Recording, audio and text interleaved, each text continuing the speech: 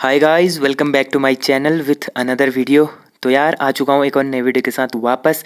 तो देखिए, इसमें हम संविधान की जो अनुसूचियाँ हैं इसके बारे में बात करने वाले हैं। इससे पहले हमने संविधान के सारे भाग पढ़ लिए थे, जिसमें हमने 22 भागों के बारे में बात करा था। तो जो संविधान की अनुसूचियाँ होती हैं वो कितनी होती हैं? 12 अनुसूचियाँ होती हैं।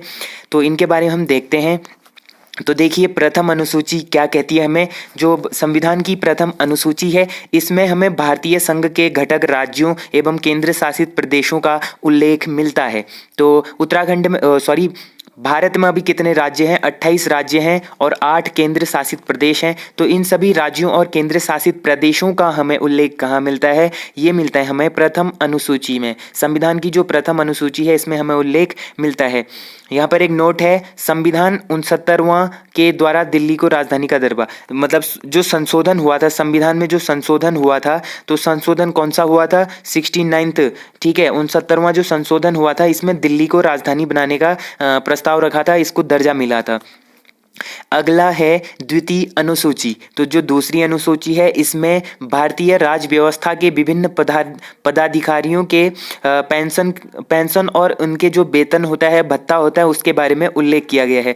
अब जैसे इसमें भारतीय राज व्यवस्था के अंतर्गत जितने भी पदाधिकारी आते हैं, जैसे राष्ट्रपति है, राज्यपाल है, लोकसभा अध्यक्ष है, राज्यसभा के सभापति हैं और उपसभापतियां हैं, ठीक है, और विधानसभा के अध्यक्ष हैं और उपाध्यक्ष हैं, विधानसभा परिषद के सभापति, उपसभापति, जो उच्चतम न्यायालय है, हाई कोर्ट है, इसके जो न्यायाधीश होते हैं, एवं भारत के नियंत्रक जो महालेखा परीक्षक आदि होते हैं। तो इन सब को जो वेतन प्राप्त होता है, जो भत्ता मिलता है और जो पेंशन मिलती है, तो इसका उल्लेख किसमें है? तो इसका उल्लेख है दूसरी अनुसूची में। अब तीसरी अनुसूची में क्या है? तो इसमें विभिन्न पदाधिकारियों, जैसे मंत्री है, उच्चतम न्यायालय के न्यायाधीश हैं, और इनका जो पद ग्रहण किया जाता है, तो उस टाइम पे एक शपथ ली जाती है। तो इस शपथ का उल्लेख किसमें है? तो ये है तीसरी अनुसूची में, ठीक है। चौथी अनुसूची क्या कहती है? इसमें विभिन्न राज्यों तथा संघीय क्षेत्रों की राज्यसभा में प्रतिनिधित्व का विवरण दिया गया है। जितने भी राज्य होते हैं, संघ क्षेत्र होते हैं, इनका राज्यसभा में कैसा प्रतिनिधित्व है, तो इसका विवरण किसमें मिलता है? हमें चौथी अनुसूची में मिलता है। अब पांचवी अनुसूची हमें क्या कहती है? पांचवी अनुसूची कहती है कि इसमें विभिन्न अनुसूचित क्षेत्रों और अनुसूचित जनजातियों के प्रशासन और नियंत्रण के बारे में उल्लेख है। अब जितने भी अनुसूचित क्षेत्र होते हैं और अनुसूचित जाति जनजाति एसटी एससी होती है, तो इनके जो प्रशासन और नियंत्रण है, तो इनके बारे में क्या है? उल्लेख है पांचवी अनुसूची में। अब बात करें छठी अनुसूची की, तो छठी अनुसूची कहती है कि इसमें जो असम, मेघालय, त्रिपुरा और मिजोरम राज्य हैं, तो इनकी जो जनजातियां हैं, इनके जो क्षेत्र के प्रशासन और नियंत्रण के बारे में प्रावधान है। तो इनमें से मुख्य रूप से जो असम राज्य है, मेघालय राज्य है और त्रिपुरा राज्य है, और कौन सा है? मिजोरम राज्य है। तो इतने जो ये राज्य हैं भारत के, तो इनमें जो रहने वाली जितनी भी जनजातियां रहती हैं, तो इनके क्षेत्रों में जो प्रशासन होता है और नियंत्रण, तो उनके नियंत्रण के बारे में क्या है? प्रावधान है अनुसूची 6 में। अनुसूची सातवीं अनुसूची है, जो उसमें क्या कहा गया है? तो इसमें केंद्र एवं राज्यों के बीच जो शक्तियां होती हैं, तो इसके बंटवारे का उल्लेख किया गया है। तो राज्य एवं केंद्रों के बीच में जो शक्तियां होती हैं, तो इनके बंटवारे का उल्लेख किसमें मिलता है? ये मिलता है हमें सातवीं अनुसूची में। अब इसके अंतर्गत देखिए 3 सूचियां आती है। सातवीं अनुसूची के अंतर्गत भी 3 सूचियां आती हैं, जिसमें पहला है संघ सूची, दूसरी है राज्य सूची और तीसरी है समवर्ती सूची, ठीक है। राज्य सूची, संघ सूची और समवर्ती सूची ये 7वीं अनुसूची के अंतर्गत आते हैं। तो जो 8वीं अनुसूची है, हमारी 8वीं अनुसूची क्या कहती है? कि इसमें भारत की 22 भाषाओं का उल्लेख है, ठीक है। भारत की 22 भाषाओं को किसमें लिया है? 8वीं अनुसूची में लिया गया है, जिसमें मूल रूप से 8वीं अनुसूची में तो 14 भाषाएं थी। पहली कितनी थी? 14 भाषाएं थी 8वीं अनुसूची में। जब 21वां संशोधन किया गया 1967 में, तो 1967 में जो संशोधन हुआ 21वां, इसके अंतर्गत सिंधी भाषा को, ठीक है, कौन सी भाषा? सिंधी भाषा को लिया गया, तथा 1992 में क्या हुआ, 1992 में 71वां संशोधन हुआ। तो इसके तहत कोंकणी भाषा, मणिपुरी भाषा तथा नेपाली भाषा को लिया गया।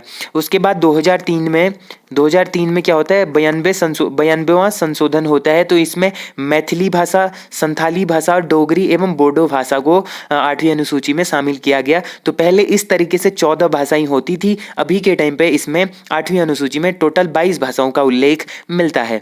तो 9वीं अनुसूची को देखिए, 9वीं अनुसूची क्या कहती है कि संविधान में यह अनुसूची प्रथम संविधान संशोधन अधिनियम, प्रथम संविधान संशोधन कब हुआ था, 1951 में हुआ। तो इसके तहत जोड़ी गई थी। प्रथम जो संशोधन हुआ था 1991 में, 51 में, तो इसके तहत 9वीं अनुसूची को जोड़ा गया। क्योंकि इससे पहले कितने थे, 8 अनुसूचियां थी, अब कितने हैं, 12 अनुसूचियां हैं। तो 8 ही अनुसूचियां थी जब भारत का संविधान बना था। तो उसके बाद जब प्रथम संविधान संशोधन किया गया 1951 में, तो इसके तहत 9वीं अनुसूची को इसमें ऐड किया गया। तो इसके अंतर्गत होता क्या है कि जो राज्य द्वारा संपत्ति के अधिग्रहण की विधियां होती हैं, तो इसमें उल्लेख किया गया है।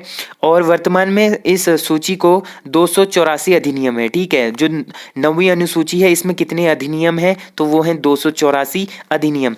अब 10वीं अनुसूची हमें क्या कहती है, 10वीं अनुसूची कहती है कि जो संविधान में 52वां संशोधन हुआ था, 52वां संशोधन कब हुआ, 1985 में जो 52वां संशोधन हुआ था, तो इसके तहत इसको जोड़ा गया था। ठीक है, 10वीं अनुसूची को कब जोड़ा गया था, 52वें संशोधन के तहत जोड़ा गया था। इसमें क्या कहते हैं कि दल बदल से संबंधित प्रावधानों का उल्लेख है। जो दल बदल करते हैं तो उसके संबंधित जो प्रावधान होते हैं, इसका उल्लेख किया गया है 10वीं अनुसूची में।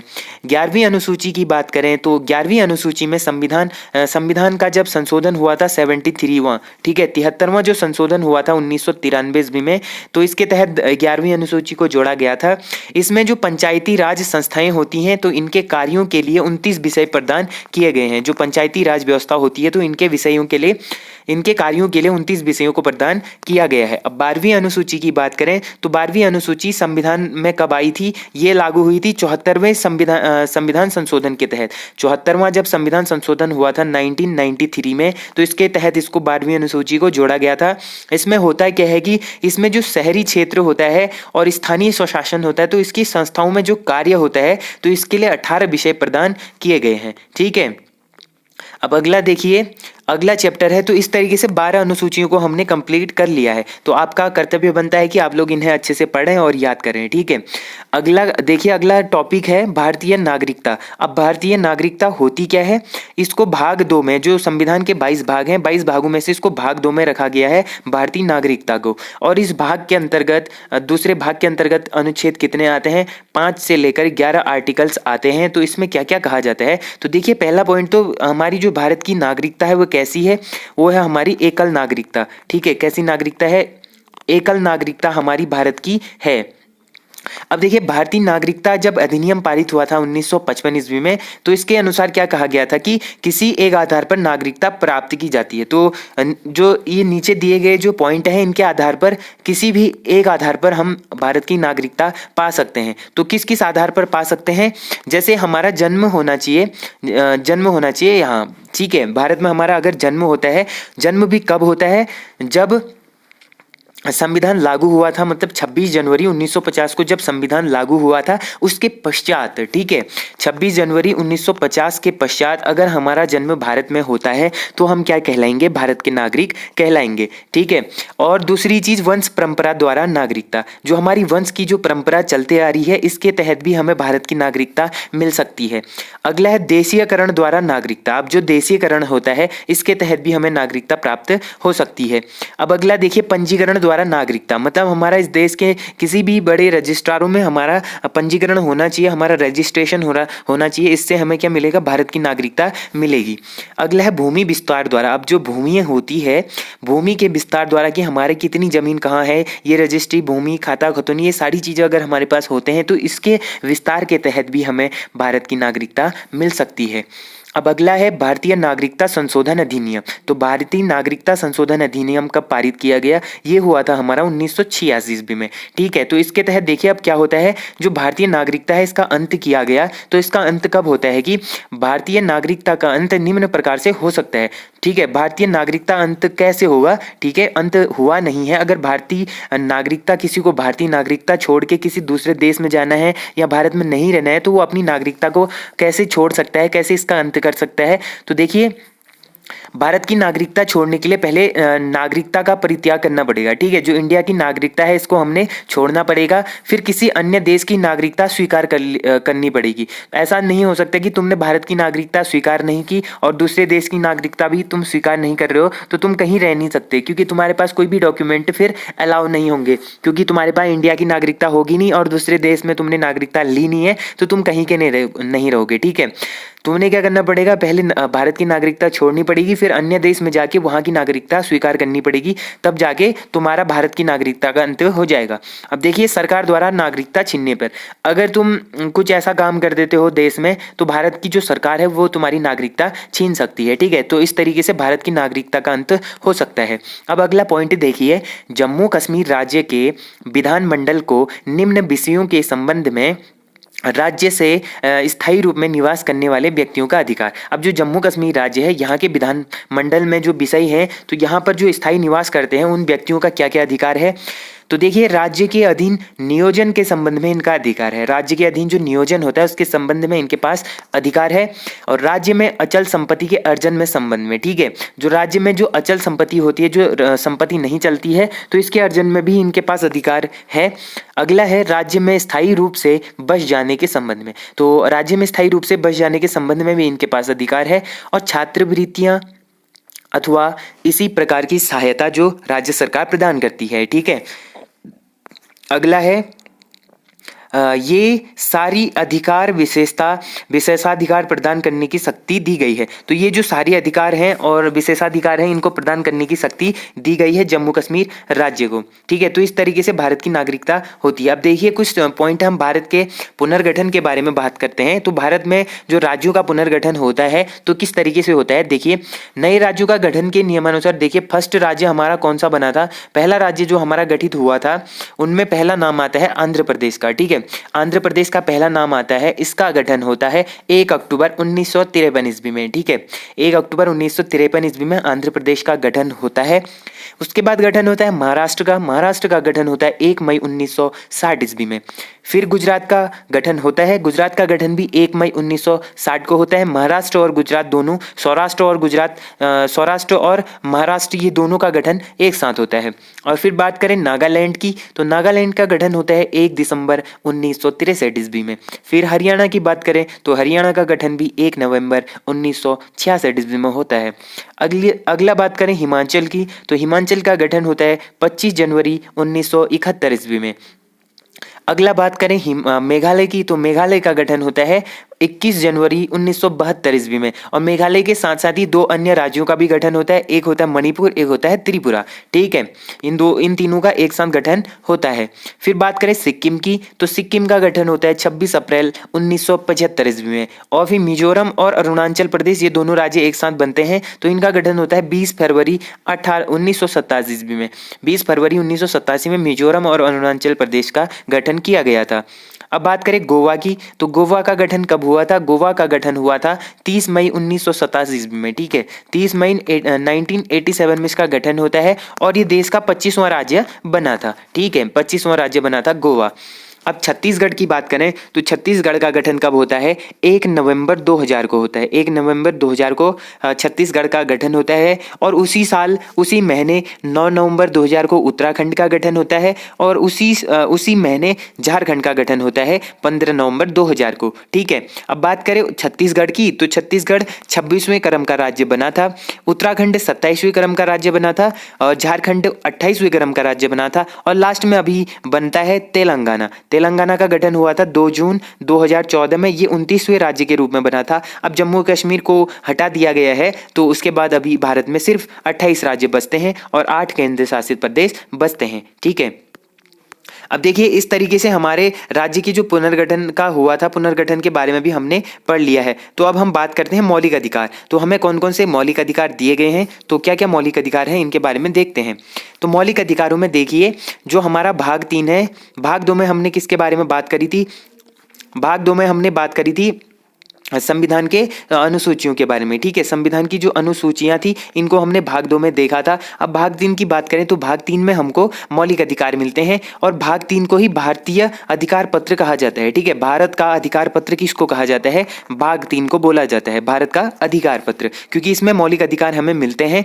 और ये अनुच्छेद कितने से कितने तक है? 12 से लेकर 35 तक ये सारे अनुच्छेद मौलिक अधिकार में आते हैं, आर्टिकल 12 टू आर्टिकल 35। ओके, तो इसमें देखिए इसे संयुक्त राज्य अमेरिका से लिया गया था। ठीक है, तो मौलिक अधिकार जो हमारे मौलिक अधिकार हैं ये कहाँ से लिए गए थे? तो ये लिए थे यूएसए से, संयुक्त राज्य अमेरिका से लिए गए थे। अब इसमें एक नोट है कि भाग 3 को संविधान का मैग्ना कार्टा भी कहा जाता है। ये काफी इंपॉर्टेंट है गाइज, इसको आप नोट कर लेना। ठीक है, मैग्ना कार्टा किसे कहा जाता है? ठीक है, किस भाग को मैग्ना कार्टा कहा जाता है? तो जो संविधान का भाग नंबर 3 है इसको संविधान का क्या कहा जाता है? मैग्ना कार्टा भी कहा जाता है। यह एक फ्रांसीसी शब्द है। अब बात करें मौलिक अधिकार की, तो मौलिक अधिकार किस तरीके के हैं? ये वैयक्तिक हैं। वैयक्तिक का मतलब प्रत्येक व्यक्ति पर ये लागू होते हैं मौलिक अधिकार, प्रत्येक व्यक्ति को मौलिक अधिकार दिए गए हैं। अब देखिए, राष्ट्रपति या नागरिक हित में सभी मौलिक अधिकार को समाप्त किया जा सकता है। अगर राष्ट्रपति चाहता है कि नागरिक हितों के लिए, तो मौलिक अधिकारों को समाप्त कर सकते हैं, सारे अधिकारों को समाप्त कर सकते हैं। अगर राष्ट्रपति ऐसा चाहे नागरिकों के हित के लिए, उनके अहित के लिए नहीं कर सकते कि किसी से जबरदस्ती छीन ले, ऐसा नहीं हो सकता है। उनके पास अधिकार है, अगर उनका कुछ किसी भी चीज से हित बन रहा है, उनके हित के लिए कुछ चीजें करनी पड़ी, तो सारे मौलिक अधिकारों को राष्ट्रपति हटा सकता है। ठीक है, अगला देखिए, कानून की आवश्यकता नहीं है, यह स्वतः ही क्या होता है? लागू होता है। जो मौलिक अधिकार होते हैं, मौलिक अधिकार हम खुद ही लागू कर सकते हैं, मतलब जो जो हमें अधिकार दिए गए हैं उनको खुद ही लागू कर सकते हैं। इसमें सरकार की आवश्यकता या कानून की आवश्यकता नहीं होती है। अब देखिए इसका उद्देश्य क्या है? जो मौलिक अधिकार हमें दिए गए हैं, तो इनका मुख्य रूप से उद्देश्य है क्या? क्यों हमें ये दिए गए हैं? तो इसलिए दिए गए हैं क्योंकि राजनीति लोकतंत्र की स्थापना हो सके। ठीक है, लोकतंत्र राजनीति में क्या हो सके? लोकतंत्र की स्थापना हो सके। अब देखिए, भारत में जो मौलिक अधिकार हैं ये सर्वप्रथम मांग किसने करी थी? तो भारत में जो मौलिक अधिकार हैं इनकी सर्वप्रथम मांग करते हैं 1895 में बाल गंगाधर तिलक। ठीक है, किसके द्वारा करते हैं? ये करते हैं स्वराज विधेयक के तहत। जो स्वराज विधेयक था, स्वराज विधेयक के तहत ये क्या करते हैं? मौलिक अधिकारों की मांग करते हैं। कब करते हैं? 1895 ईस्वी में। ठीक है, 1895 ईस्वी में ये सर्वप्रथम मौलिक अधिकारों की मांग करते हैं। अब इसमें देखिए होता क्या है, जो कांग्रेस है, कांग्रेस द्वारा 1917 से 19 ईस्वी में, 17 से लेकर 19 ईस्वी में क्या हुआ था कि एक दौर की मांग हुई थी, जिसके अंतर्गत सरोजिनी नायडू ने मांग करी थी। ठीक है, अब 1935 का जो अधिनियम होता है इसमें मौलिक अधिकार नहीं थे। ठीक है, 1935 के जो अधिनियम है इससे हमारे 285 से ज़्यादा जो अनुच्छेद हैं वो लिए गए हैं, लेकिन इस अधिनियम में मौलिक अधिकार नहीं थे। अनुच्छेद तो इससे लिए गए हैं, सारी चीज़ें ली गई हैं, भाग भी लिए गए हैं उससे, लेकिन मौलिक अधिकार 1935 के अधिनियम में नहीं थे। ठीक है, तो जो अगला पॉइंट है, 1945 में क्या हुआ था कि जो तेज बहादुर सप्रू हैं, तेज बहादुर सप्रू ने क्या किया था कि मौलिक अधिकारों की मांग की थी। और 1927 में मद्रास अधिवेशन हुआ था जब, तो मद्रास अधिवेशन की अध्यक्षता कौन कर रहे थे? एम एन अंसारी कर रहे थे, तो इन्होंने भी। और 1931 में जो कराची का अधिवेशन हुआ था उसमें सरदार वल्लभ भाई पटेल अधिवेशन का अध्यक्षता कर रहे थे। इस अधिवेशन में जो मौलिक अधिकार थे इनकी मांग की गई थी। ठीक है, एम एन अंसारी और सरदार पटेल के द्वारा भी 1927 और 1931 के अधिवेशनों में मौलिक अधिकारों की भी मांग की गई थी। अब अगला पॉइंट देखिए, 1931 में क्या होता है कि जब द्वितीय गोलमेज सम्मेलन हुआ था, तो द्वितीय गोलमेज सम्मेलन में महात्मा गांधी जब इंग्लैंड गए थे तो वहां उन्होंने क्या करी थी? मौलिक अधिकारों की मांग करी थी। अब 1931 ईस्वी में महात्मा गांधी गए इंग्लैंड, वहां जाके उन्होंने इंग्लैंड सरकार से मांग करी कि हमें मौलिक अधिकार चाहिए। ठीक है, तो महात्मा गांधी जी ने भी करा था मौलिक अधिकारों की मांग। अब देखिए अगला पॉइंट क्या है।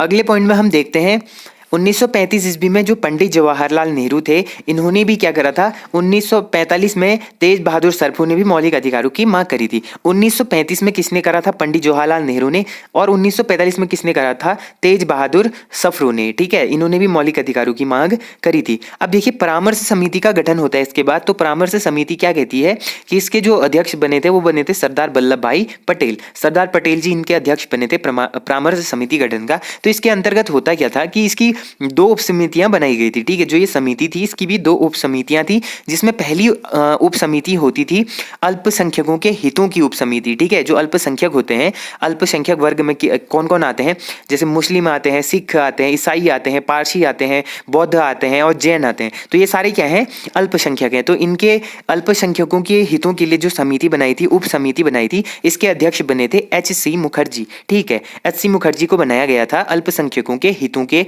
उप समिति का अध्यक्ष।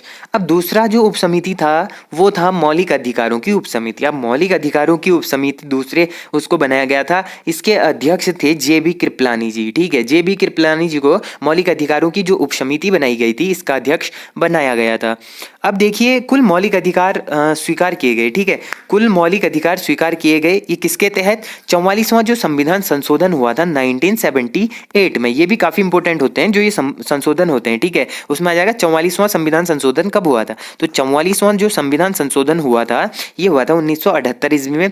इसके द्वारा क्या हुआ था कि जो संपत्ति का अधिकार है इसको अनुच्छेद 300 क में कानूनी अधिकार का दर्जा मिला था। तो पहले क्या होता था कि जो संपत्ति का अधिकार है, तो संपत्ति के अधिकार को भी मौलिक अधिकारों में जोड़ा गया था, ठीक है। संपत्ति के अधिकार को भी क्या किया गया था, मौलिक अधिकारों में जोड़ा गया था। किसके तहत जोड़ा गया था, जो आर्टिकल 300 क था, ठीक है, 300A था, जो इसके तहत इसको कानूनी अधिकार का दर्जा मिला था, किसको, संपत्ति के अधिकार को। अब देखिए वर्तमान में मौलिक अधिकार कितने हैं, 6 हैं, ठीक है। वर्तमान में मौलिक अधिकार तो 6 है, लेकिन अब जो संपत्ति का अधिकार है इसको हटा दिया गया है। अब देखिए अनुच्छेद 12 हमें क्या कहता है, अनुच्छेद 12 कहता है कि इसमें जो राज्य की परिभाषा है उसका उल्लेख मिलता है। हमारे राज्य की परिभाषा जो होती है उसका उल्लेख मिलता है हमें अनुच्छेद 12 में। अब अनुच्छेद 13 हमें क्या कहता है कि इसमें विधि या कानून की परिभाषा होती है। अब जो विधि चलती है और जो कानून चलता है इसकी परिभाषा हमें किस में मिलती है, अनुच्छेद 13 में मिलती है। अब देखिए आर्टिकल 13 क्या कहता है कि इसमें जो आंशिक रूप से न्यायिक पुनरावलोकन होता है तो इसका उल्लेख होता है। आर्टिकल 13 में क्या होता है कि जो आंशिक रूप से न्यायिक पुनरावलोकन है इसका क्या मिलता है, उल्लेख मिलता है हमको आर्टिकल 13 में। अब देखिए न्यायिक पुनरावलोकन क्या होता है कि इसकी शक्ति जो होती है ये सर्वप्रथम प्रयोग इसका कब हुआ, 1803 ईस्वी में, ठीक है। 1803 ईस्वी में बारबरी बनाम मेडिसन का जब विवाद हुआ था तो इसमें न्यायाधीश मॉर्सले ने किया था, ठीक है। जो ये न्यायिक पुनरावलोकन की शक्ति है इसका प्रयोग कब हुआ था, 1803 ईस्वी में न्यायाधीश मॉर्सले ने किया था। कब, जब बारबरी और मेडिसन के बीच में क्या होता है, विवाद होता है, ठीक है। अगला देखिए न्यायिक पुनरावलोकन के द्वारा सर्वोच्च न्यायालय संसद द्वारा बनाई गई विधि को असंवैधानिक घोषित किया गया। तो जो न्यायिक पुनरावलोकन है इसके द्वारा जो सर्वोच्च न्यायालय का संसद बनाया गया था तो इसके विधि के द्वारा असंवैधानिक घोषित किया गया था इसको, ठीक है।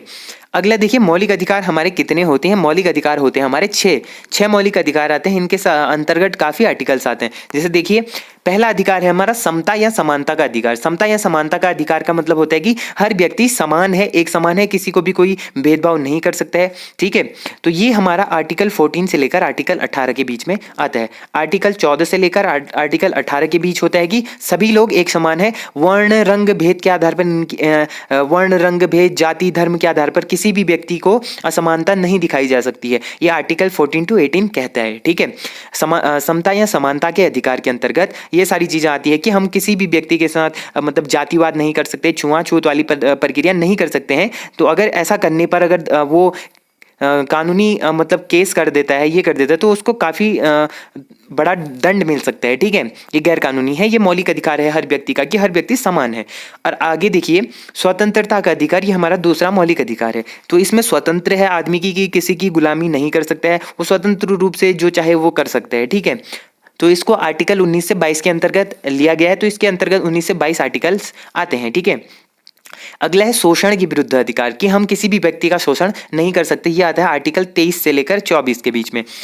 चौथा आता है धार्मिक स्वतंत्रता का अधिकार। अब कोई भी व्यक्ति है वो अपने धर्म को जिस तरीके से मानना चाहे मान सकता है, किसी भी धर्म को मान सकता है, लेकिन उसमें कोई भी जबरदस्ती नहीं है कि हम हिंदू हैं तो दूसरे व्यक्ति को हम हिंदू धर्म मानने के लिए फोर्स करें, या फिर कोई मुस्लिम दूसरे धर्म को फोर्स करे कि तुम इसमें वो कर लो ना। तो ये चीजें नहीं हो सकती। जो धार्मिक स्वतंत्रता है वो धर्म के आधार पर हम किसी भी धार्मिक स्थलों पर जा सकते हैं और अपने धर्म को मान सकते हैं, इसमें कोई भी रोक टोक नहीं है। अगला है संस्कृति और शिक्षा संबंधी अधिकार। तो मतलब जो हमारी संस्कृति होती है, हमारा कल्चर होता है और जो शिक्षा होता है वो सभी को एक समान रूप से मिलना चाहिए, ये बोला जाता है आर्टिकल 29 से लेकर 30 के मध्य।